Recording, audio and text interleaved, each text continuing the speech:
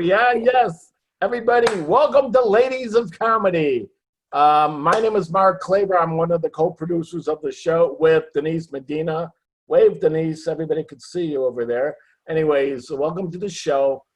This is a fundraiser for the American Brain Tumor Association, and we are all here donating our time and efforts. And hopefully you guys can donate a few bucks to the show, actually to the American Brain Tumor Association. And you could go on www.abta.org. Again, that's abta.org. And if you could donate $1, $2, $3, it doesn't really matter. And if you can't, we understand. You could just sit and watch the show. And anyways, let's get this show on the road. And our host of this evening, a real housewife from 818, and I know she's in club quarantine, where last week or 2 weeks ago it was 160 degrees. I think it's cooled off now. Maybe it's a 98 or something. But everybody put your hands together for Jessica Winther. Yay! Thank you. Thank you. I don't know what zip code is 1818. What did I say, 1818? Doesn't even matter. I'm into astrology, and I think it's a good number, okay? Well, 1818 is good, too. 1818. I'm glad I wasn't alive then, but because I'd probably be dead now, but it's okay, because I'm still here. Actually, maybe that would have been paid off for me. It's 818, sorry. It's all right. It's all right with this 818. What's going on, Mark? Are we like doing this whole like Laurel and Hardy thing? Hey, yeah. Okay. We got it. I am your host tonight. Thank you for joining us for the Funny Ladies of Comedy. I just added funny because I felt like that. They are super funny. They're amazing. I was laughing because the way Mark introduced me, I was like, oh my God, he might have a brain tumor. Just remember that is important. I'm going to be throwing that out this whole time. This is a super important. I don't know why I can't like see myself properly tonight. Oh my God. I'm going to be throwing it out all night. Please donate. You're going to hear it. So just know, please, every cause we do matters. I don't know why I'm heavy tonight. I'm heavy today. Oh my God, it is hot in here because even though it's only 98 degrees in club quarantine, it's always 140. I'm sweating my ass off. Listen, the truth is I ran out of my house from my family and I'm like hiding in here and I'm never going to leave. I am a real housewife. I used to hashtag myself Studio City Desperate Housewife. Funny how I lost desperate because I'm totally still desperate. Nothing has changed. I can't get out of my house. I'm with my kids, dogs, the pool guy. I don't know why he's here. I'm not sleeping with him, but he is here right now. It's not like soaps, you know, the pool guys just don't have the same effect. The desperate part is true, but I wasn't desperate enough to bribe my kids' way into college. Okay. Again, I wish I was because I have a very expensive house guest that I am just dying to get rid of. Yeah, my 20-year-old son. Okay. Okay, I can't complain because I hear all the millennials have moved back home. Shit, 40-year-olds are moving back home. Like everybody at this point is moving back home. So I was like all embarrassed because my son didn't end up going to college. And all the parents that would be like, oh my God, so where's your kid going to college? And I'm like, in Studio City in his bedroom. Like, I was like, I don't know. Like, it made me feel terrible about myself. And then when COVID hit, I was like, yes, bitches, you're paying $70,000. And I don't have to pay anything but food. And board was already here. So I feel like I won, okay? I won. Fuck those bitches that are sending their kids all over the country. I'm like, it's totally fine. I'm super worried about COVID, which is weird because I smoke, but I think it's just keeping it all in balance. Okay, it's just keeping it all in balance. I mean, somebody was like, "Hey, it's making me crazy that you're telling me how you sanitize, you're like gloves, you've got the mask, and then you're smoking." And I was like, I also run 5 miles and I smoke. Like, guys, you can't just go all. Like, you gotta like eat all or nothing. Like, I don't know. Anyways, it's keeping me sane. Can't you tell? I mean, I have veins coming out of my head, but I feel good about it. I mean, I do. I joined this next door thing when the looting was happening because my neighbor told me I needed to know what was going on. Okay, I got to tell you guys, what is going on? I've seen so much crazy shit on Nextdoor. Like, first of all, these people have no lives. Like, this is Nextdoor now Tinder? Like, what's happening? They're all dating. Now they're fighting. They're rejecting each other. Like, I mean, it's like therapy, Tinder. I'm like, what the fuck? But I joined it. Yeah, I said it. Guys, I'm in quarantine. Like, there's no rules anymore except for stay safe. I don't care what people say. Like, I am losing my shit. I joined this worried that I might get looted. And then when I thought about it, I was like, oh my God, I have so much stuff in my garage that I can't give away. I was like, I'm loot. Like, please. Like, I've got a couch that I could give you. I got a 65-inch TV. It doesn't work, but I'm not going to tell them. Take my fucking family. Take my kids. Take the dogs. Take the husband. Take me. I mean, I used to walk out at like 12 o'clock at night, walk home from the club up the street where I used to do comedy, and I'd be like, you're so crazy. I'm like, I want a white van to drive by and take me. Take me, please. Because once I get in there, they'll be like, oh my God, this lady can't shut up. She is not she is too old. They're not gonna traffic me. They're gonna be like, lady, where is your house? Because we're going to drop you right off in front. Like, we're going to give you valet to get you out of our van. I don't know what's happening. I don't know. I think I'll leave you guys with this. This quarantine's been crazy. I'm super gray. You can't tell because I have really great hairspray. I'm just saying, like, colored stuff is working now. But everybody was like talking at the beginning of quarantine. Everyone's like, oh my God. I'm juicing, like, actually not the beginning. What am I saying? I don't even know when the beginning is. Right as we were supposed to get out of quarantine, which we're in quarantine, not quarantine, like, who knows what's happening? Everyone was like, oh my God, it's summer. I'm going to get, like, my body, like, bathing suit ready. And I'm going to start juicing. And everybody was, like, posting all their juices. I was like, you're juicing now? Like, now is when you've decided to juice? Like, you're not going to lose weight in a week from juicing, like maybe 3 pounds, like, unless you're 16, I mean, and doing cocaine. Like, it's not going to happen. Like, you got to combine that with something. But, like, I was like, God, I have been juicing since day one, you idiots. Pinot Noir. Pinot Noir. Fermented grape juice is the way. And I haven't lost weight. I've actually gained 5 pounds. But I'm going to tell you this, my mood is so much better. Okay, like, my mood is way better, and I wake up super happy and get a little Bailey's in my coffee and get my day started at 2 p.m. So I am a happy person. I'm just kidding. I'm not. Okay, we're gonna get this show started. That was weird how I left you all that. They're like, please get this crazy housewife out of here. Somebody send me crystals immediately. I need to meditate. Full moon on September 2nd. Let's hope the manifesting. I've been manifesting for 6 months. Hasn't worked yet, but I'm going to keep trying. I am a warrior. You can't see it on my shirt, but that's what it says. I don't give up. All right. We're going to roll right into, listen, I can do whatever, right? Somebody's dog's barking. The pool guy just left. Times are good. All right. So this next lady is a Chicago-based comedian. She is the co-producer of this show. I love her. I wish we were moms in the same town because we would rule the school. Let's give it up for Denise Medina. Woo! Thank you everybody for joining us. I love doing this show. And one of the main reasons is because at least every other week I get to hear somebody say that they love me. Totally. I'll take the groans. That's the way to start the COVID show. Like the groans, right? I'm gonna leave. No. I've been doing the intermittent fasting, but that's because I don't cook. Yeah, I can't cook by order of the fire marshal. I'm also doing things like catching up on TV shows, which I haven't had time for, and I'm enjoying.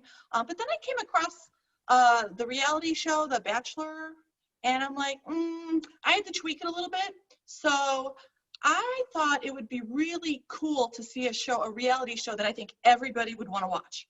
I call it Love Under the Big Top, because The Bachelor is a clown. He would be dressed like a clown for the entire series, you know, with the clown makeup and the wig and the nose and then the big shoes. And it would kind of be like that movie Seven, where everybody was yelling, "What's in the box?" But the ladies would be wondering, like, "What's in the shoe? What's in the shoe?" Because you won't know. They'll be wearing those big clown shoes. But I think contestants that are selected they should pick people that are terrified of heights and terrified of clowns. In the first episode, we would see the contestants being picked up at the airport in little clown cars, a whole bunch of little clown cars. I think that would be really fantastic to watch. And instead of going to a hotel with a fancy, oh, my house is haunted, I've got flies everywhere. So the contestants would get picked up in the clown cars, and instead of going to a fancy hotel, you know, with a fancy swimming pool and a hot tub, no, they're going to be driven to the big top, where they're going to share a trailer. Oh, yes. And I think that would be really fantastic, because I think we can incorporate music and magic and danger for the competitions, you know, like the trapeze artists or juggling. Juggling can be dangerous. And I think the contestant that gets selected, they would be given long stem red roses that squirt water. And the ones that are rejected would be shot out of a cannon. I would love to see that. That would be fantastic. What else? Oh, the season finale would have the big reveal, right? Like, is he hot? Is he hideous? It won't matter, because the contestant will get their true heart's desire and a contract for the sequel called I Married a Clown. That's a show I would love to watch. It is. So that's kind of what I've been doing in quarantine, is coming up with these show ideas. Also, NASCAR. I'm not a NASCAR fan, but I could be if we tweaked that as well. For example, instead of just having all the drivers go around the track and they're going left and they're going left and they're going left and they're putting me to sleep and they're going left, I think we should have some challenges there as well.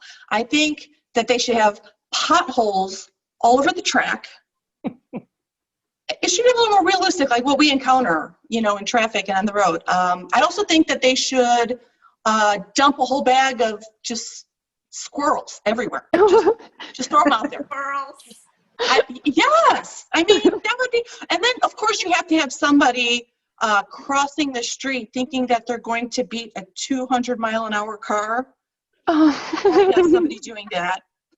Then you have to have people who are collecting money for charities in the middle of the road. That would be an interesting obstacle. Also, maybe, what else was I thinking of? They should, oh, I know, satchel charges. Yes, satchel charges on the road. And I think the kids should have the detonators. Like, the kids in the stands should have the detonators. I mean, just enough to blow a tire, you know, not enough to, like, really hurt anybody. I know, right? You would watch that show. That would be fantastic. I think that the drivers should do the last lap on foot. I also think that they should change their own, they should change their own refueling and changing the tires and things like that when that goes. But I think the most fun part would be to have a scrap metal pickup truck with like 2 stories of scrap metal driving around with a loose bungee cord. That would be something. That's something. Right? I mean, I know we don't watch it. I'm working on it, but I don't know. Maybe I would become a NASCAR fan. So back to you, Jess. Oh my God! Give it up for Denise Medina and her dark ass mind.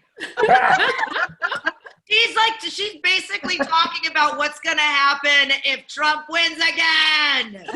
Kidding. I don't care really what you are, but like, girl, you like describe the apocalypse and Mad Max, the whole thing. Like, I'm like, that could be reality. Do you know you're psychic? Like, oh my God, I want to see this. Oh my Lord. I have to address something because I didn't address it earlier. Yes, I'm talking into a marker. Yeah. I love it.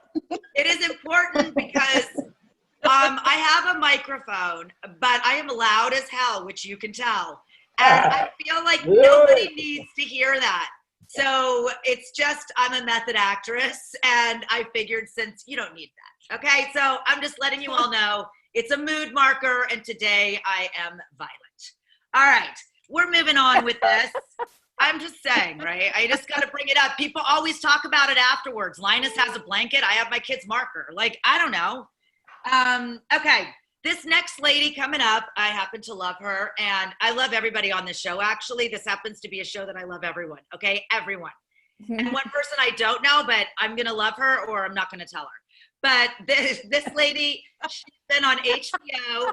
She's been on Funny or Die. She's about to go on tour in Wisconsin next week. Let's give it up for Wendy Wilkins. Hey, woo! Awesome. Thank you, guys. This is so great to be back doing this. Yeah, I know I don't look like a woman who likes Mountain Dew, but as soon as I open my mouth, you're like, yeah, she loves Mountain Dew.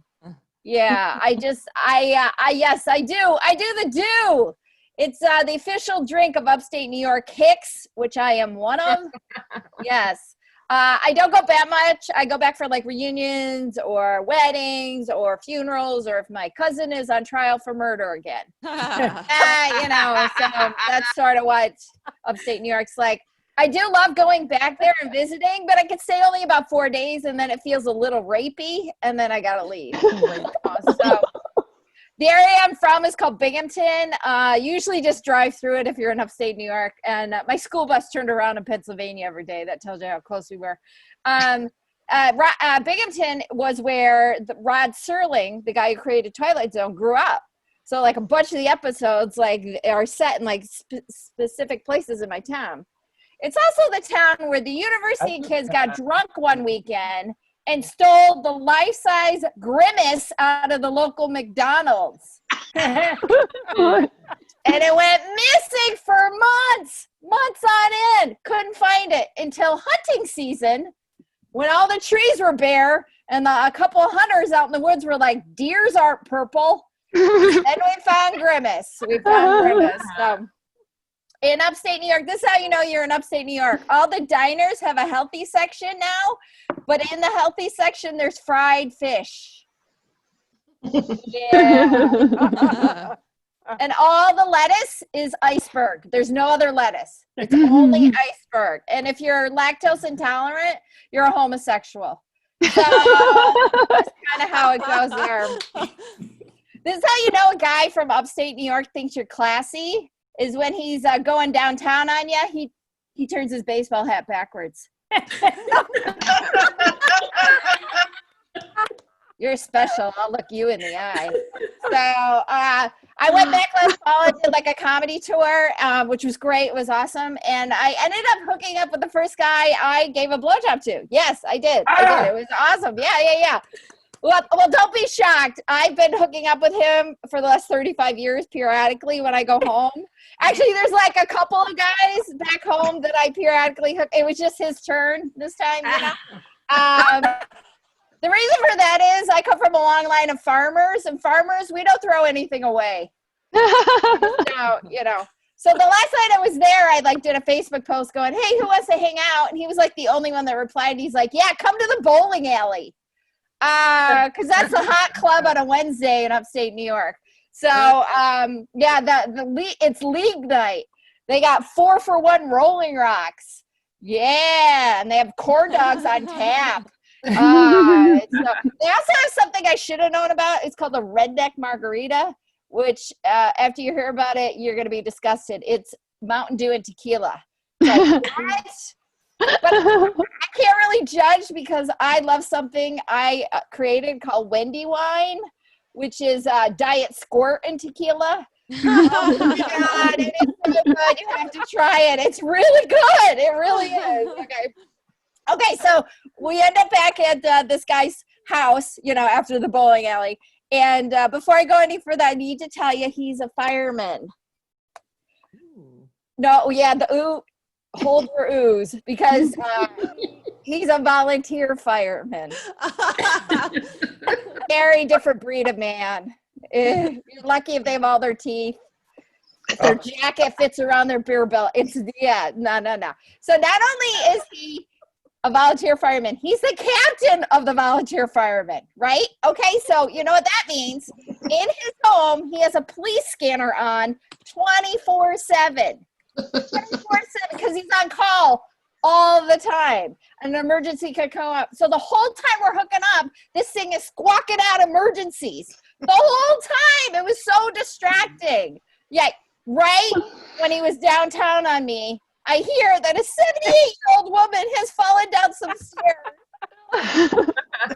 And I came like gangbusters. Oh my God. That's the dirtiest I'll get, Mark. Don't worry. Somebody was having an asthma attack. I just now have a weird fetish. I do. It's like I hear the emergency alert and my nipples get hard, like it's like I gotta watch 911 videos, to take care of myself. It's like I can only get off if people are in danger. It's so weird. You gotta help me. Okay. So like I said, I have a couple of guys that I hook up with. I don't even know if I got the minute yet. So I got a couple of guys that I hook up with when I go back home, and they all know each other, but I don't think they all know that they all hook up with me. When I come home.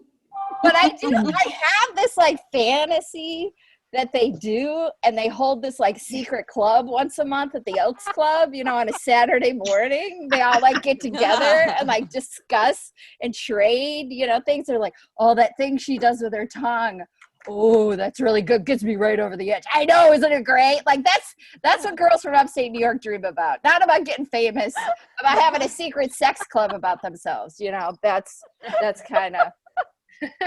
So not a shocker. I was a tomboy growing up. Yeah. So I just thought girly things were dumb. I was not into Barbies or like kitchens or anything. You know what I wanted? What I wanted for my 7th birthday, and I got it. By the way, I'm 51, so this is like the 70s.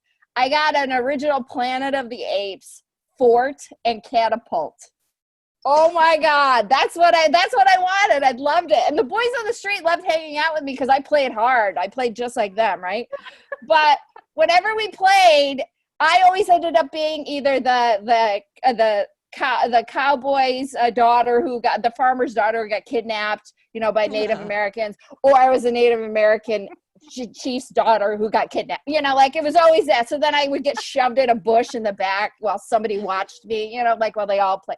It was, but really what it was the neighbor kid who had to watch me. He just wanted to play, I'll show you mine if you show me yours. That's really what it was, which just boiled down to him, like, peeing in front of me and then me chicking out and going home, that's all that ended up being.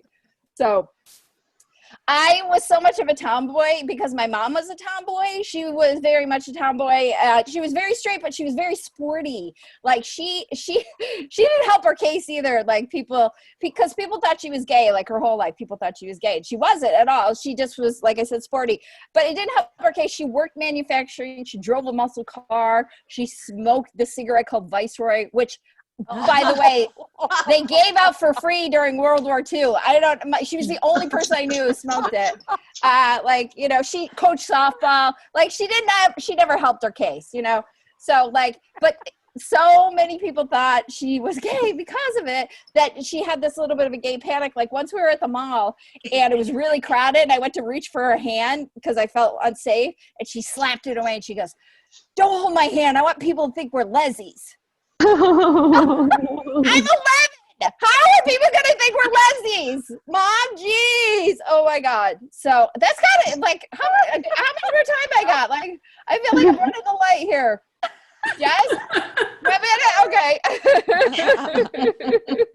Like she was funny because she would overcompensate by overcompensate, like people thinking she was gay. She would she was super skinny and thin and everything, and we go and at the pool every day in the summer, right?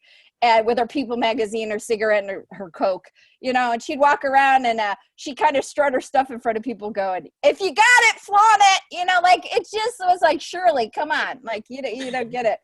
My dad thought I might be gay as well, because in 5th grade you learn about sex, and in our school, it was 5th grade was when you had sex education, but also we all read that book Forever by Judy Blume, which before the internet, that was porn. It was 2 teenagers having sex for the first time. And that got passed around like nothing, like everything. Everybody read it, right? And in it, the lovers like write love letters back and forth to each other. So my best friend Andrea came up with the idea to do that and to write love letters back and forth to each other. I volunteered to be the guy. So I wrote a letter on my Garfield stationery, and essentially I ended it by saying, I want to F you, and then folded it up, put it in my back pocket, and then went home and forgot to give it to her. Those jeans went into the wash, and then my stepmother found the letter, right? My dad puts it in front of me, and he goes, hey, do we need to talk about this? And I said, nope. And they never talked about it again. That was it. They never said it. And then, years later, he caught me making out behind the bleachers during a football game, and I think he was relieved. I was not. All right, thank everybody. That's it. Wendy Wilkins. Yes, the leader of all sex stories and cults. All right, we've got it going on. I love her. I'm living vicariously through her because I'm scared of disease. She is a warrior pussy. That's all I'm going to say. Okay, I don't know what. Other than like, I stand next to people with disease and I get it. So like, I love you and you just keep fighting the fight for all of us, Wendy. I love you. All right. Love you. This next lady, another one I love. It's going to be one of those love nights. All right. I'm just going to say it. This next lady, she hosts a comedy show called Comedy and Chill every Wednesday at 8 p.m. on Twitch. I don't know if she'll talk about it. I was on it. It was awesome. Let's give it up for Maria Bruggere. Thank you, Jess. It's so funny to watch Wendy try to censor herself during her sets. That was funny. I've been doing a lot of Zoom. It's funny we're on Zoom right now, but I just got off of a Zoom therapy session. There's nothing worse when you're like 45 minutes into a therapy session. You've settled into your tears. You're ready to get to the climax of the whole thing. Like you're going to tell your therapist the thing that's been eating away at you. And then the internet goes out. Yeah. You're like, Denise, are you there? Are you there, Denise? I have abandonment issues with my father. I've told you this. I can't afford for you to leave me. You cost too much. Zoom therapy is weird. No, clearly I've been spending a lot of time in my room, which is probably why I'm mildly depressed. And then I found my 7th grade diary. Wow. If this pandemic hasn't been enough of an emotional roller coaster, you guys, don't open up anything you read when you were 13. Not to mention the book itself was a scratch and sniff diary that is supposed to smell like movie theater popcorn. I opened it up. It smelled like hormones and period blood. Like I opened the first page of it is, I don't know why Daniel blocked me on AOL Instant Messenger. It was 2001. In which he would unblock me so that I could tell him how much I love him. And the very next sentence is, Osama bin Laden is still alive and well. We're not doing a very good job of catching him. If the military can't figure it out, I'm going to go get him myself. Like I said, emotional roller coaster, very unstable 13-year-old. Can you imagine a 13-year-old going over and being like, I got him. America's good now. I was a sort of a fiery political kid. Like, I think we've established I'm a white woman, so it sort of comes with the territory. In 2016, I mean, I was an adult, but I cried when Hillary Clinton lost the election, as I'm sure many of us did. You can call me Snowflake if you want to. It's actually what I wanted to be when I grew up. Yeah, I wanted to be a snowflake and a hair cutter, and my dad was more upset about the hair cutter. So, no, and I was upset about Hillary losing, but I was more upset about the Trump situation because he actually copied me by winning the election. I also rigged a national election when I was 9 years old. Whoa. I know it's shocking, but it's true. So my dad ran for United States Senate out of Oregon as a Democrat in 1996. And I don't know if you know what it's like to be 9 years old and in a situation like that, but I was not about it. Like, we were going to have to move to Washington, D.C., and moving a kid across the country against their will is not the business. So he was running against a Mormon guy named Gordon Smith. Classic Mormon name. And I grew up in a town where there just happened to be a lot of Mormon people. And so I became an undercover Mormon. I know, it sounds weird, but it's actually genius. I figured it out because the kids at school would come up to me and be like, just so you know, my dad isn't voting for your dad, the Mormon kids. And I was like, oh my God, this is perfect. Like, all I have to do is join your team and pray to your God for a few months and everything will work out fine. So I turned on all of my liberal friends and I would go up to the kids at school and be like, you know, my dad is running on an education platform. If he wins, that's going to mean more homework for you. And oh my God, I have to go tell my parents. Or I would go up to the boys and be like, you know, in a few years, you're going to be 21, alone, sad. Nobody's going to want to have sex with you. You're going to want an assault rifle. My dad is running to ban assault weapons.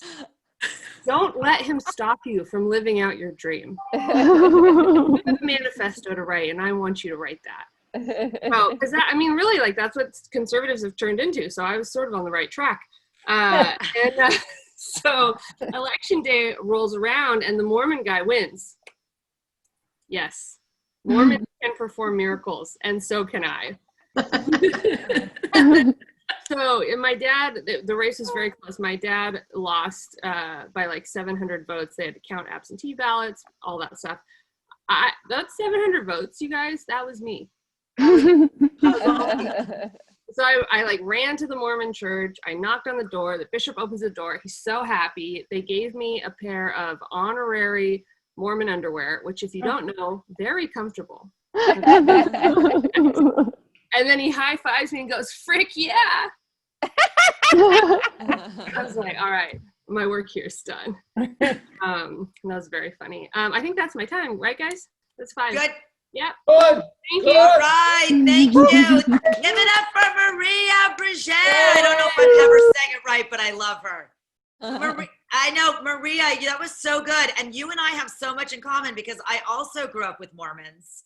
Not in Oregon, in Vegas, believe it or not. And I also wanted to be Mormon because they played volleyball. Okay, so I didn't necessarily rig an election. I'm not as intelligent as you, but I did want to be a volleyball player, professional, and I'm not as tall as a volleyball player, so that didn't work out either.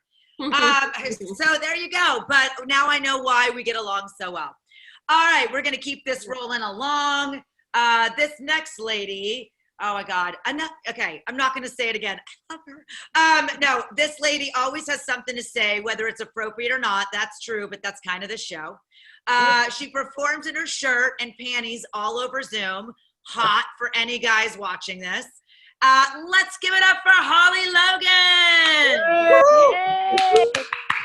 So let me just start by saying, Maria, you're like the like blueprint for Claudia Conway, apparently, because you're just like shitting all over your dad. So I love it. And speaking of therapy, like, I really am upset with my therapist right now. She keeps saying, Holly, you have to have the power of positive thinking. I called her and told her to kiss my ass because that clearly wasn't working. Every day I wake up and say, it's a better America. Open my eyes, gone to hell. I'm losing my mind because being in the house, I've always lived by myself. So this quarantining thing is not new to me. I'm okay with being alone, but my friends obviously are worried about me because they FaceTime me several times a day. I'm sick of it. So I just started answering it butt naked, boobs hanging, swinging low, trying to determine it doesn't work. So I think I need to understand the sexuality of some of my friends because they hang on longer when I show my boobs. So yeah, going back crazy in the house, and social media is driving me crazy because that's all we have to do. But then every time you're on social media, so much coming at you, you're like stressed out. And then I have meetings and they're like, Holly, listen, you got to up your social media game. So I hired a social media marketing team. Go figure. And I'm just like, okay, what else? They're like, well, this is the perfect time. You got to do more. You got to keep your presence up. You know, you got to keep your followers up. I don't know if they know this, but I have a hard enough time keeping my titties up, let alone worrying about some followers. And why is my career defined by social media anyway? The Kardashians, that's why. Yeah, not just driving Kanye crazy. All because Kim wanted to do strange things for change on camera and be a media whore. Now I got to talk to myself on Facebook Live. I got to post selfies every 5 minutes with bunny ears and whiskers coming out of my nose to be a Comic-Con. Go figure.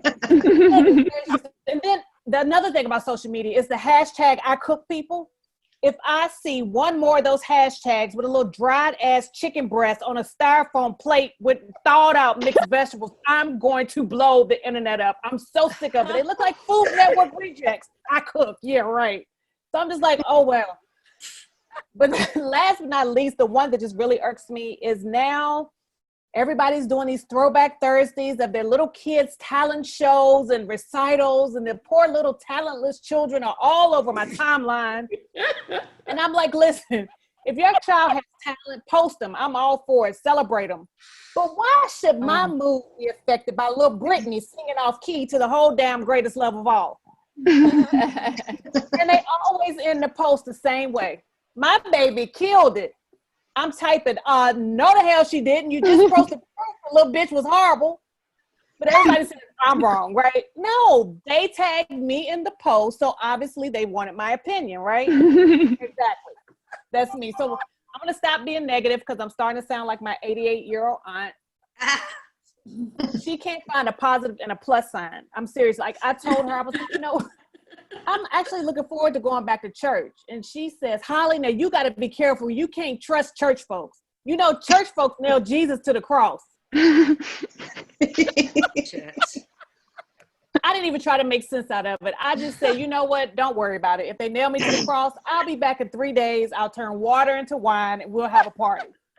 But being negative obviously works for her because she's getting something I'm not. Sex. Believe it or not, she's still having sex. She tells me, she says, Clyde threw my legs up in the air and I farted. My pucker ain't what it used to be. Now, after I got the throw up out of my mouth, I got to thinking, wait a minute, she's 88, so he's got to be about 88. What comes out when he busts a nut? Powder? Is it like just add water and stir it up? I gotta know. But I realized I'm nervous about being old, but I probably will fit in because old people are rude. I was at Rite Aid. Yes, right, Robbie? I was at Rite Aid picking up my prescription, and this old lady like brushed past me really hard. And before I knew it, I was like, damn, bitch. Ma'am, miss bitch. And then now everybody in the store is staring at me like I'm wrong because now she's looking all innocent, holding on to her AARP card and her poise pads. I'm like, oh. But anyway, I digress. So yeah, right now, off social media for a while. I think I'm gonna get into collecting, and I think this might be a great show because I'm getting into collecting white people. Not like you all collected us. There's not gonna be any boats involved. You don't have to change countries. We're not gonna rename your Kunta. I just want your resources. That's it. And I started with white female friends because y'all are the most resourceful out of all of them. Listen, I'm gonna be honest. I used to not like to be friends because you all were still not black men. But I thought, oh, the hell with it. That's some good trade-off for some tidbits and advice, especially if it does things like get me out of work. But I started taking inventory because I love all my friends, my Middle Eastern friends, my Hispanic friends, especially my black friends. I call them my ride or die sister circle. Can't live without them.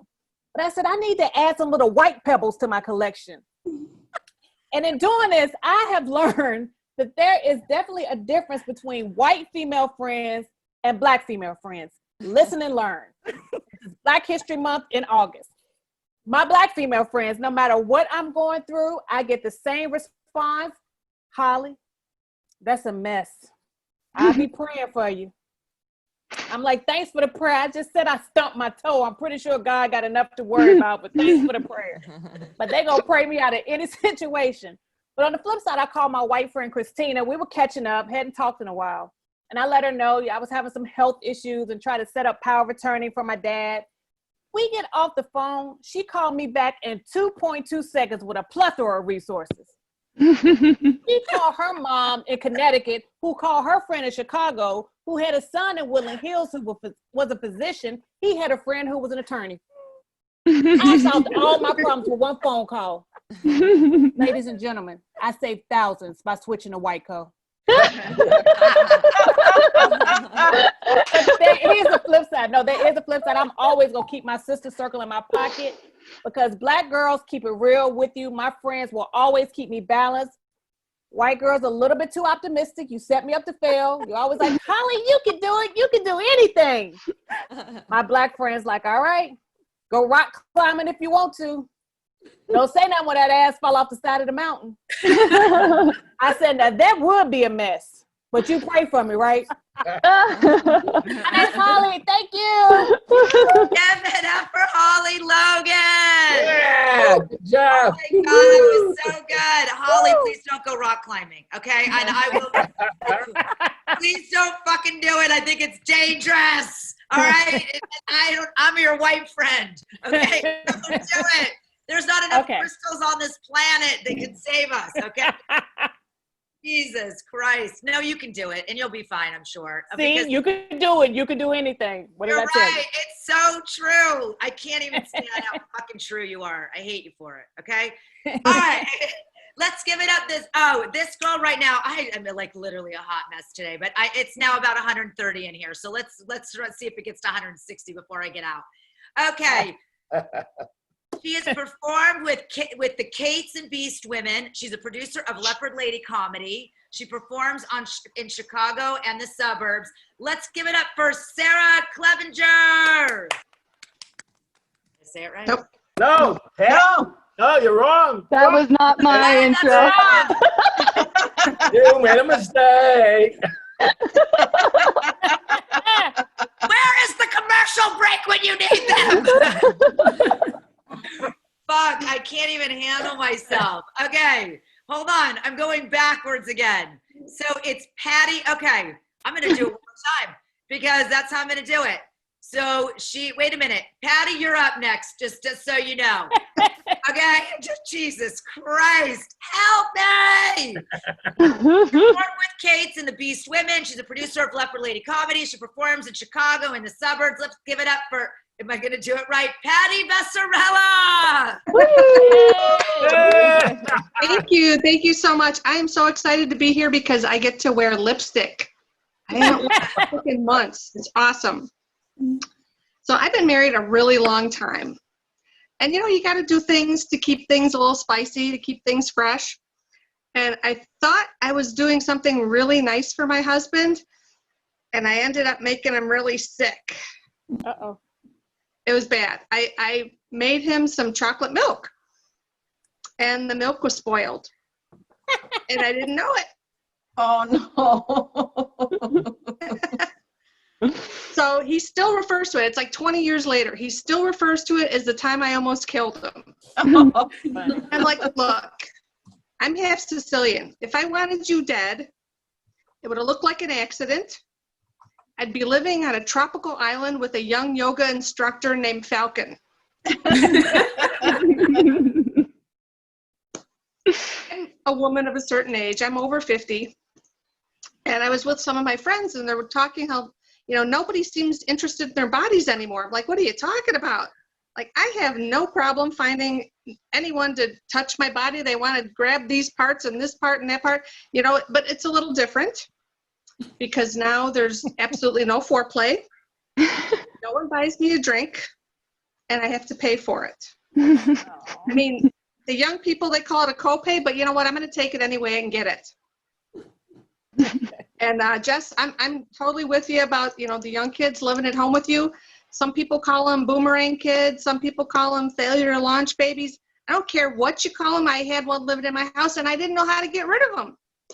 And, when your adult kids come back home to live with you, it's weird because, they were off doing their thing. You've got your own thing going on. And my son came home one night. He'd been dating this woman. He's like, could she spend the night? I'm like, oh, your dad and I, we're going to have to discuss this like rational humans. And the answer is no. He's like, what? we're both grown-ass adults. I'm like, oh, grown-ass adults, huh? Well, here's a thought. Why don't you go get a grown-ass apartment or a grown-ass hotel room, or even go into the back seat of your grown-ass car, because if it was good enough for your dad and I, it's good enough for the two of you. So I'm thinking to myself, how am I going to get him to go back out and get his own life going, because he needs to do that. So the next morning I'm making breakfast. He comes stumbling in. He smells the food. And he sits down at the kitchen table. And I'm like, honey, I want to apologize for last night. I know I was a little abrupt with you, but, you know, I was just thinking back to when you first moved out. And your dad and I, we were so sad. We were so sad. And we wanted to feel close to you. So we'd sit in your bedroom and we would talk about like what a cute little baby you were and how adorable you were and what a, you know, all the memories we had of you growing up, and one thing led to another, and we made love on your bed. A lot. A lot. And then we made love on every single surface in your bedroom. On your desk. And then we took it a step further. We made love everywhere in the house, including this breakfast table. And I set his breakfast down and I walked away. 2 days later, he comes in the house. He's waving a set of keys. He's like, I got my own place. Look, don't tell me I'm not a problem solver, because that's how it's done. So anybody here have a DNA test done? Mm-hmm. I was thinking, you know what? I don't need to have a DNA test done. I know exactly what I'm made of. Sugar, spice, and top shelf vodka. You don't need to know. And then I was on Groupon. They had a DNA test for $35. Done deal. So I get my results back. 47% Italian, not surprised. 20% French. It's a little bit less than what I thought, but okay. 14% Irish.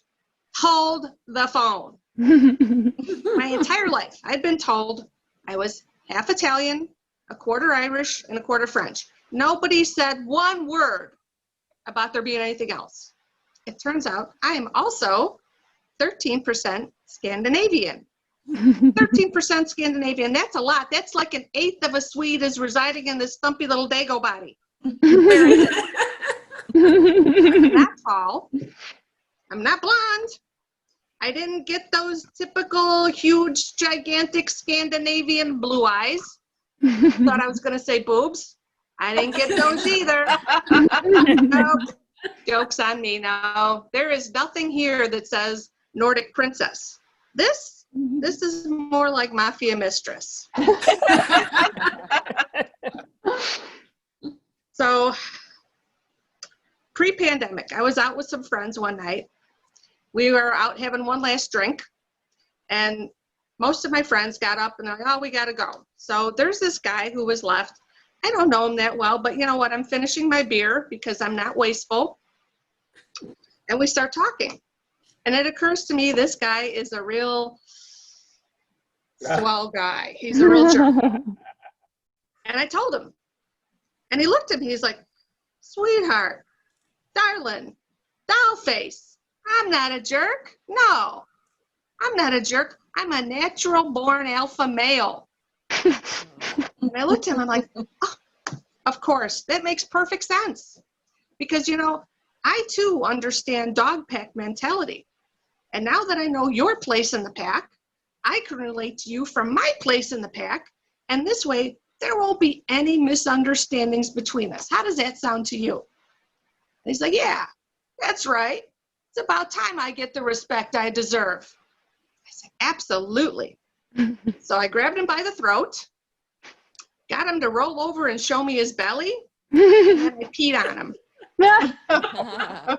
And then I had him neutered, brought up to date on his vaccines, and I rehomed him.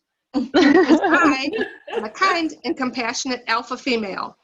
Thank you all so much. It's been great. Enjoy the rest of the show, everyone. Thank you so much. I'm Patti Vaccarella. Oh my God. Give it up for Patti Vasquez. Oh. Oh, oh my. Does anybody else think she's a dom? Like literally the whole time I'm like, she looks so together, but wow. She's like covering it up with I just flipped him over. I'm a dog. Oh, he slept all over our house. I see what's going on, Patty. Now I know your tricks, girl. I got it all together. Wow, that's amazing. I know she's like, oh my God, it's true. Don't tell everybody, Jessica. Don't worry. It's a Zoom show. 5 people are on it. It's not a big deal.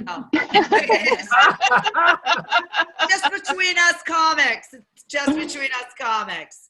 All right, now I'm going to get my shit together. Okay, so this lady left her cushy marketing job to pursue the world of comedy, but this is her first Zoom room special. Oh. She's a mom to a 7th grader. I can't wait. And she's really enjoying her homeschool antics, but not for much longer. Let's give it up for Sarah Clevinger. Hey guys. I really hate introductions. They make me nervous. So when she started saying my name after Patty's introduction, I was like, oh, how do I lie about that? Shit. No, but it's really cool. I think COVID life is strange. I am a mom to a 7th grader, so everything is on Zoom now, like we wake up. Actually, I don't even wake up in the morning. She just wakes up and goes to her computer. No breakfast. We don't have to worry about that anymore. But my friend called me the other day and he says, yeah, I'm just driving my daughter to school. Like, why? What do you mean you're driving your daughter to school? Oh, well, we wake up in the morning and we like drive around the block and then come back home and then she starts school. So, it feels like we're in a routine. I was like, Jesus fucking Christ, are other people doing this? Do I need to start doing that? Is that like expected of us now?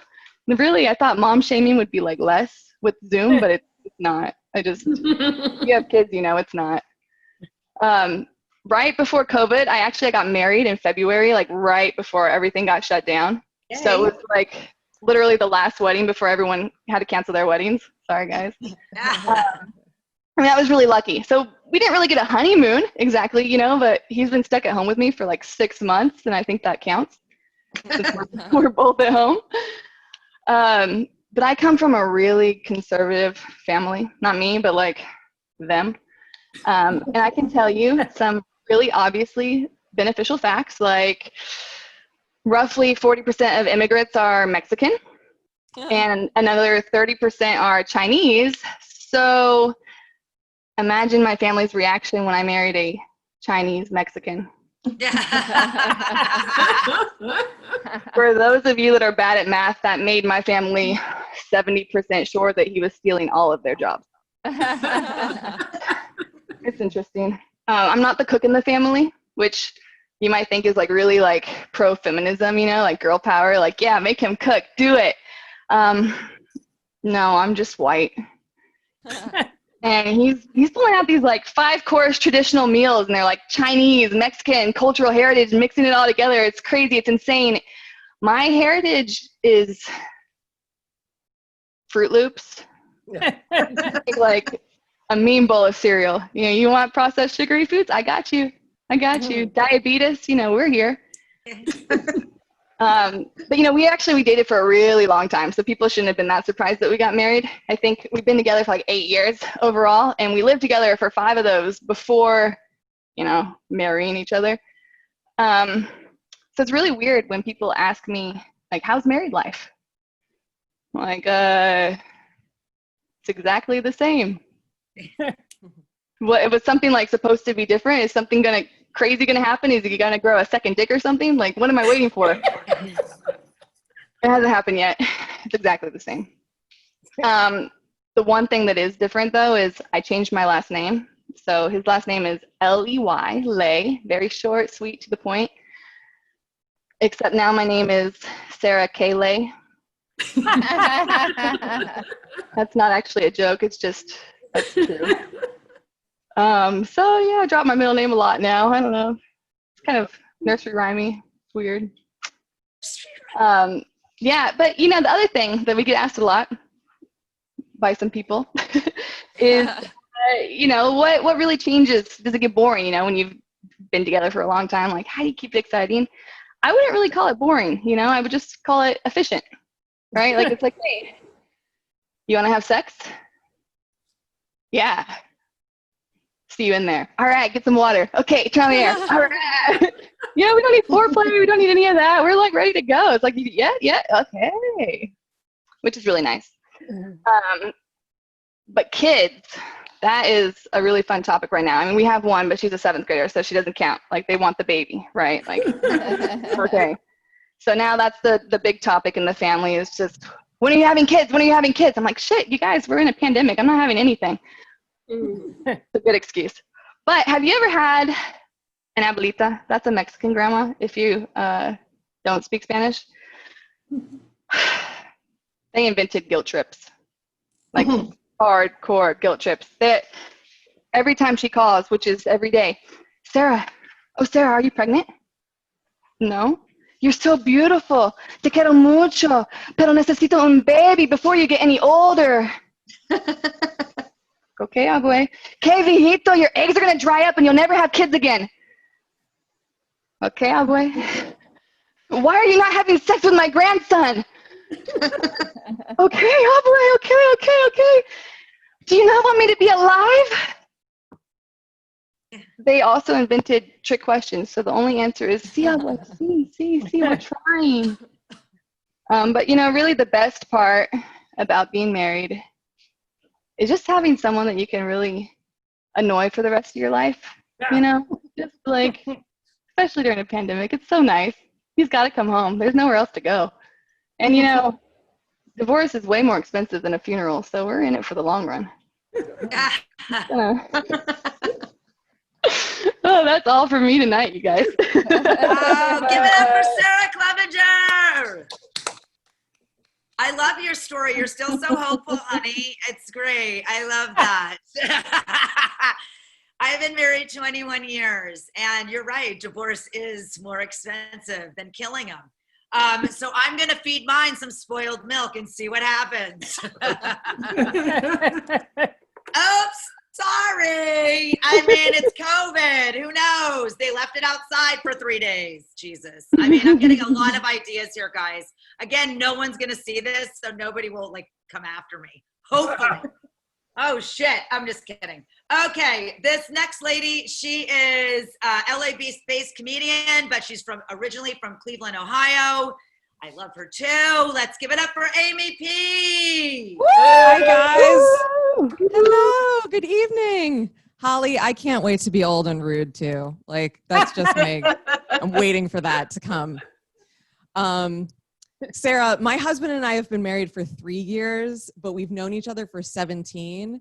But like, people think that we're early in our relationship, so they don't understand why we like hate each other when we go places. And I'm like, no, you don't understand. It's been so long. Does buying an inflatable hot tub make me white trash? Or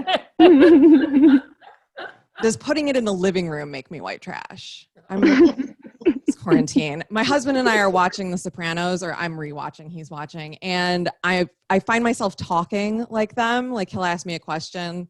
He's like, where's the glass? I'm like, the glass is in the cabinet. What are you? I'm half Italian, Sicilian, so I think that I was like headed there anyway. So he's just getting a glimpse of his future. And once an episode, at least, Tony is like in his bathrobe and boxers, like shuffling down the driveway. And I relate to that very much in this quarantine. Like, I will get dressed on top, but on the bottom, I'm always wearing my sexiest sweatpants. And my husband calls it the sweater mullet. I'm just like, I'm business on the top, but a nap could break out at any time on the bottom. That's great. Fucking quarantine. He asked me the other day if I wanted to watch the movie Ad Astra, and it's a space movie with Brad Pitt. And I know that I'm going insane here by myself unemployed, because I said, is this like a Gravity situation, like Sandra Bullock for 2.5? Because I can't take 2.5 hours of just Brad Pitt. Like, who's ever said that? What woman has ever said that? Besides, like, Jennifer Aniston, maybe. the My Pillow guy was on Anderson Cooper the other night. Did anybody catch this when he was on? Okay. So if you don't know who the My Pillow guy is, he looks like if Magnum PI grew up and ended up on like To Catch a Predator, or if he like grew into a born again Christian.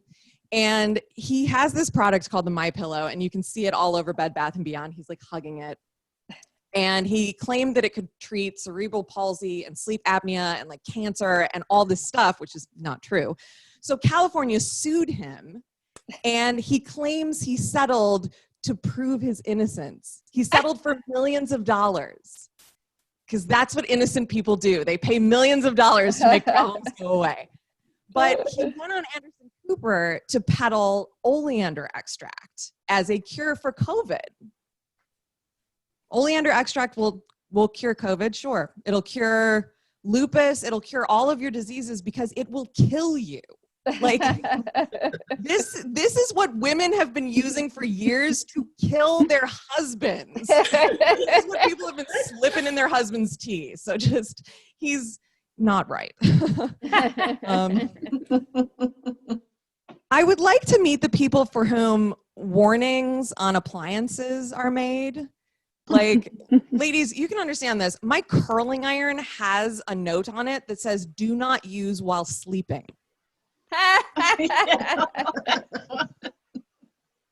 Like somebody did that. Somebody was like, okay, good night. Like one curl, 8 hours of sleep. Here we go. And the one on the hairdryer is ridiculous. Like that one I understand. I like to take a bath with suds and blow dry my hair at the same time because it saves time. Like I'm skipping a step. Do any of you guys, I'm going to say this quietly so she doesn't hear me. Do any of you guys thank Alexa or like Siri after you ask her a question, just in case when the AI rises up and murders all of us, that she'll scare you? Like she's going to be like, kill him, kill her, kill.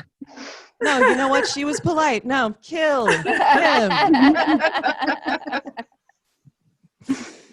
I'm not technically a ghost hunter. You know what? I'm the opposite of a ghost hunter. I turn off all the lights in my house and run for my bed as though the bed is base and the ghost can't get me there. But I do like the ghost hunting shows. And my favorite is Ghost Adventures. And it's led by this guy named Zach, who could really also be called like Chad or Kyle or any generic white guy name that a guy with like spiky hair and glasses that are definitely not real could be called. And it's not so much a show about ghost hunting as it is about him working through his daddy issues by screaming at the ghosts and like throwing his cameraman down a well and just being like, all right, see ya, have fun. So it'll be like, ghost, hey, come over here and say that to my face, ghost. You don't know me, ghost. It's like Jerry Springer Ghost Edition. That's what it is. And he pretends to be like possessed by a ghost in every episode, like every single episode. But here I am 7 seasons later tuning in like, hey, what's Zach, Kyle, Chad gonna do tonight? Here we go. Like, can't stop watching. Speaking of ghosts, my house, here's the thing. Does my house have a ghost? Maybe. But did someone die here? Yes. And realtors have to disclose that. It's a law. And so the story is, and it's like Hollywood. Like this, there's a soap opera line for the house. So the guy bought the house with his wife, and then he had an affair before they moved in. And so the wife never moved in. The guy moves in with his mistress, and they had a baby. And then something happened to him that I think all of us wish on our exes at one time or another. He died of liver cancer. Oh, no. That's some serious witch energy that I do not want to mess with right there. Or maybe I do. Maybe I want to know this. I don't know. I'll have to decide later. But so the wife evicts the mistress. And then we're looking at the house and the realtors are like, don't worry. He just died in the driveway. And I'm like, I'm pretty sure he died in that room right over there, because like sometimes I can feel it, and I found pills in the closet. Like a lot of them, and I'll be on the couch and I can see stuff out of the corner of my eye. So I think maybe if I have a ghost, like he's okay, but maybe not if he hears me talking trash. Crap. Okay. All right. That's my time. I'm Amy Pawlukiewicz. Thank you guys. Give it up for Amy P and her haunted mansion. We are we're just pushing Halloween like right forward. Like we're not even messing around. Like we're just trying to get there, and then we're gonna get to Easter. Like it's just gonna happen. Like we're gonna fucking skip Christmas, Thanksgiving. Like it's not gonna. I love you, Amy. I have a couple ghosts in my house. They still are walking around and they look human. Can you get rid of them for me, please? Holy crap. I love you guys. They're right behind you. They're right behind you. Oh, please, don't even. I had a nervous breakdown. That was scary enough, okay? Like, I don't need this shit. I was talking to dead people for 2 years on accident. Like, no. Okay? Nobody died in my house, all right? Nobody died, yet I was talking to dead people everywhere. It's not okay. Yeah, these are good stories for all of you. Definitely, it's going to end up in Tuesday night. Okay.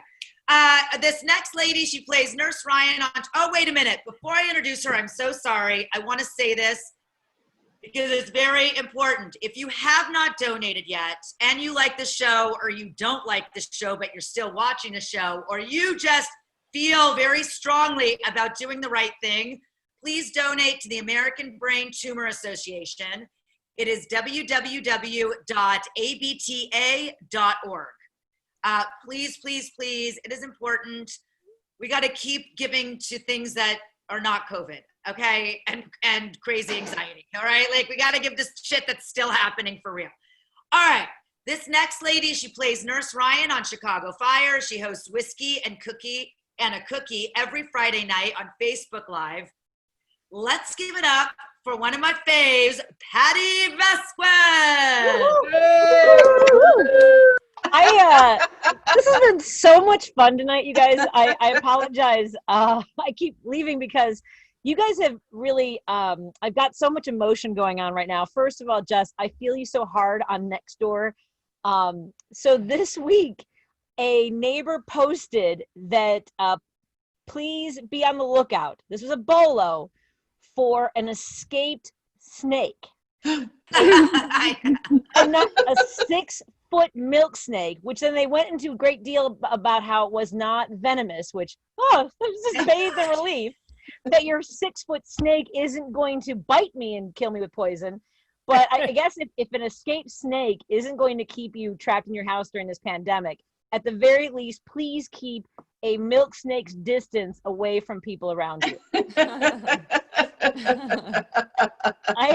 Honestly, I was taking notes of this whole thing, and I have to say, I don't know who was talking about getting sex ed in 5th grade, but I am so jealous. My mom and I just went over this, and I know Sarah was talking about her mother-in-law, Abuelita. My mom is from Mexico, and I've told this story for years, and often when I do stand-up comedy, I feel like people think I'm making it up. Now, yes, we exaggerate, but everything is based in truth. And my mom never talked to me about sex. The only time she ever talked to me about sex, we were at a Kentucky Fried Chicken. And I don't know why it came up. Maybe finger looking good. I don't know. I was 16 years old, and we still had not had the conversation. And all I said was, I have a really big crush on this boy named Jason. She goes, "Don't get so excited." And later, when I started doing stand-up and I talked about how she never talked to me about sex, she said, "Yes, I did. Remember, I told you at the Kentucky Fried Chicken." Don't get so excited. This show tonight, I don't know if it's because I'm trapped in my basement doing shows with so many talented women, but you've generated a lot of emotion. So when I was listening to Maria talking about her journals, so I really do my shows from my basement, and we live in a two-bed with my mom. So I apologize for having gone off screen, but I found my bin of journals. Oh, wow. And these, I love the collective oh wows. So my one from when I started high school is not here, but this one is dated 1987. I think you can see that there, 1987. But I found it here. What was so great, I'm going to thank Maria for making me think about this, because I found a letter I have not seen. This is dated August 17th, 1997.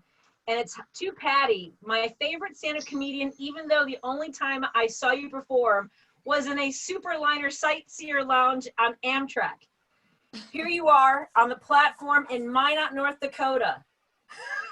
Her show in Dickinson. This is how far my career has come, folks. That's amazing. I think my hair still looks the same. I just wear more lipstick now. So I want to thank you all. It has been a lot of fun. And I'm going to go through, when you feel like you run out of material, definitely go through these things. But I have been married we're talking about marriage too. I've been married for 20 years. My husband and I've been together for 25. And what I know is that it really comes down to listening, because the mechanism of the ear not only deteriorates, but the way it communicates messages to the brain. When Steve will say something like, "What are we having for dinner?" But I hear, "Where's my dinner, bitch?" Totally. And he's like, that's not what I said. I'm like, that's what I heard. It is about patience. And I feel so much for Sarah, because, the whole, when people start talking to you about having kids and having more kids, my mom, when I was trying to get pregnant, it took me 3 years. 3 years to get pregnant, which you'd think would, you're Irish and Mexican, you kind of feel like that should just be a no-brainer, because we are everywhere. I mean, I know that people feel like Mexicans are everywhere. They're like, Mexicans are everywhere. Mexicans are everywhere. We're not really everywhere. We're just everywhere where you are. So just But when I was having trouble getting pregnant, my mom said, "Do you know what you have to do? You have to freeze his testicles. His testicles. You have to wake up his swimmers. They are lazy. They size stroke." That's why Mexicans get pregnant so easy. We are fantastic swimmers. Do you know how sad your life is when your mother is telling you to chill your husband's balls? It's stupid, it's crazy, and it wakes him up really fast. Because that's the kind of thing you don't have a conversation about. That's something where you have a bag of frozen peas in the middle of the night. And let me tell you something. It turns him into frozen peas as well. I won't go into detail. I know Mark gets a little bit nervous. He's like, "Patti, I didn't know you were so naughty." Surprise! I have 2 teenage boys. And you know what? I'm not going to talk about them because I don't know if they're on the other side of this green screen. So I'll be kind to them. They're at that age. But I love my husband. You do know that you can spend the rest of your life with somebody when you can make it through the night with them next to you. Only as he's getting older, and look, to be fair, I'm not the best sleeper either. I talk in my sleep, which is surprising to people considering how much I get done during the day. I also walk in my sleep. There have been times where I've ended up going to my front porch thinking there's an audience waiting for me. Oh, no. I'm like, no, my audience. And the thing about being a sleepwalker is that we really hate being woken up because, especially my husband, the way he does it, he talks to me like I'm a mental patient. He's like, "Hey, where you going?"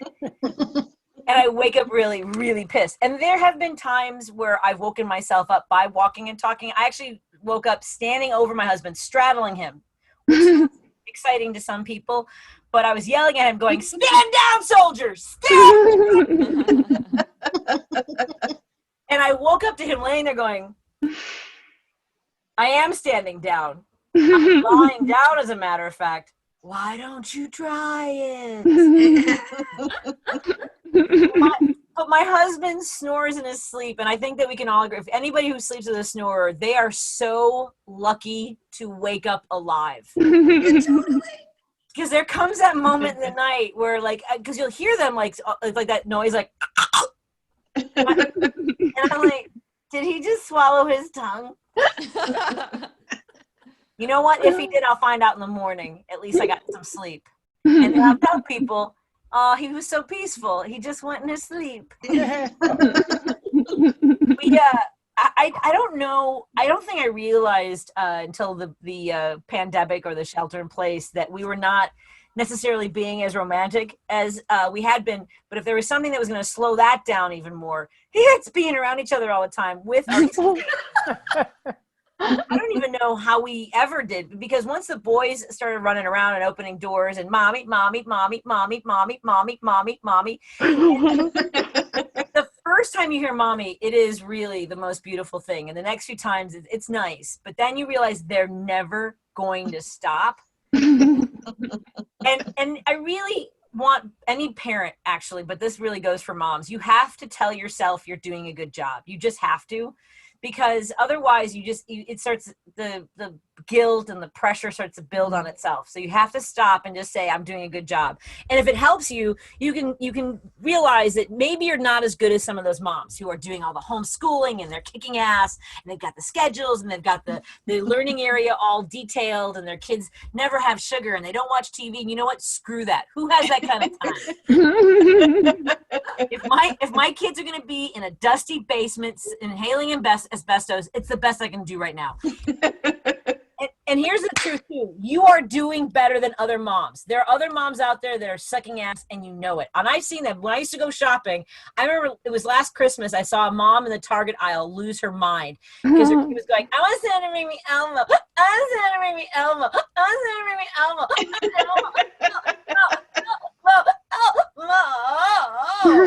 His mom was like, Santa's dead. Remember that. At least it didn't kill Santa. And I have been talking a little bit, like my older son is starting to see some of my videos online. I'm like, you don't need to see any of that.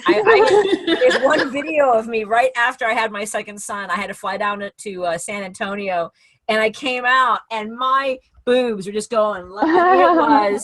I was milkshake condition, and I don't begrudge any woman who doesn't want to breastfeed, because when I was breastfeeding, the breast pumps didn't work for me. I needed a shop vac. The cats would not stop following me around, like waiting for a leak. I looked like I was drawn by a 12-year-old boy. It was ridiculous. I was like, and I've had guys come up to me after a show and be like, so, like, are you bigger than you were before now? Like, how much bigger than you were before? Like, I'm like, I'm going to stop you right there because I'm longer, all right? I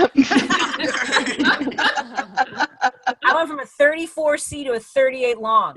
They get heavy, and I know they get heavy because I weighed them, which isn't easy to do. You never use that produce scale at the grocery store. And I don't care about everybody at the Whole Foods who's like, it's not organic. Oh no, these are fresh. You have to use the hanging basket because the digital is just, if the hanging basket just makes it more exciting. Then you've got the produce guy involved. He's got a ladder. And the thing is that they have never snapped back. I can't. They're like, it's just when I have to wear a bra at bed is when it's a bedtime. That's all I'm saying. Otherwise, I'm like the princess and the nipple. I'm like, I can't sleep on this thing. I want to thank everyone who joined us tonight and all the comics. It was and by the way, I want to embarrass a couple of people too before I go. I want to say happy birthday to Robbie Gandy Davis, who is a patron saint of comedy in Chicago. Thank you, Patty. Of course, we celebrated with her this weekend, and Denise Medina and Donna, who's also here today, and Patty, who is there. I see Patty. A bunch of comics were able to celebrate. So thank you, Robbie. We need so many more fans like you in the world. Oh, and Tammy Ring's here. Hi, Tammy. I just want to thank you all so much for keeping comedy going. And I also personally, my grandmother passed away from a brain tumor. So it's close to home for me. Just take care of yourselves. In particular, women, we often, because we're taking care of others, we don't take care of ourselves, especially now. In any way you can, please connect with those who can help you. Look for information. If you feel something, it's like that silly, if you see something, say something, keep that in mind for yourself. So thank you all so much. Have a great night. Be safe. Oh, God. Give it up for Patti Vasquez. Yeah. Oh, my Lord. Patti, I love you. Every time you get on, and I love that you were like, hey, listen, moms, let yourselves know that you're doing a good job. I love that you say that because my sister always is like, you're the worst mom ever. And I laugh. Right there. No, I laugh because she has she has triplets that are 10 years old, and they're fucking terrors. So I'm like, are you okay? Because are you not seeing what's happening with your kids that are throwing knives at the dogs? And I mean, it's just kind of hilarious because she's always like, just because she's like, oh my God, you're vaping or you're smoking, or like, and I'm like, bitch, I'm coping, okay? You're not here yet. Your kids are still little. Wait, it's a whole new world. Oh God, this was a great show. I want to thank every comedian tonight. You were fantastic. Thank you, thank you, thank you. From Holly, Amy, Sarah, I've got Patty, I've got Maria, who's still here. I've got Amy. Oh my God. I want to thank also Denise for running the whole operation back there. And Mark, thank you for putting this together. You guys are great. That's all I can say. Thank you guys for coming. I might cry because it's just my mood today. But I do. I'm like so lovey, and normally I'm just a bitch. Thank you all for watching. Thank you, Robbie. Happy birthday. Thank you, Temme, for always showing up. Always, you two. Always. And that's our show for tonight. Bye. Yay.